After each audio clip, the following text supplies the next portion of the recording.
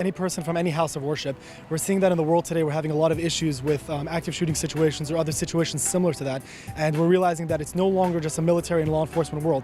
The goal of what our company is trying to do is to bridge the gap between the time of the shooting begins to the time law enforcement arrives. Because we have an amazing set of law enforcement that dedicate their lives to helping protect us. But the issue is that they're never able to be everywhere at the same time.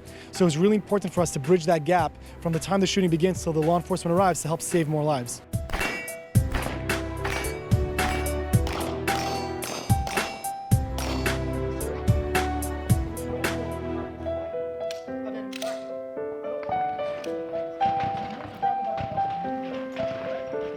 So the difference between Europe and America is, first of all, the availability of firearms. So we can't really compare the two places because there's not the same issue, right? There might be a different stabbing rating, for example, in Europe versus America that potentially might be higher. I'm not exactly sure the statistic, but it might be higher potentially in Europe because that's the available weapon of use, right? Even in France, during there was a ramming attack that happened in Nice that killed over 80 people.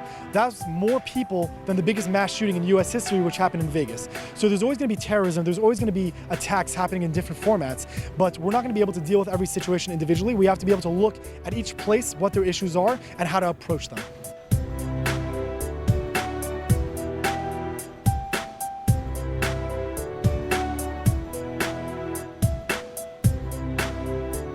The world has recognized that fact, and if you look throughout history, you have countries in Africa or all over the world have turned to Israel for help and security for their country, for their companies, for their lives, because the Jewish people throughout history, again, needed to get to that level of security because they realized that they can't always rely on other people. So it always starts with a security audit. A security audit is where a professional will go through the facility and see where the soft targets are, where potential people might be able to enter from, what potential issues will arise during dangerous encounters.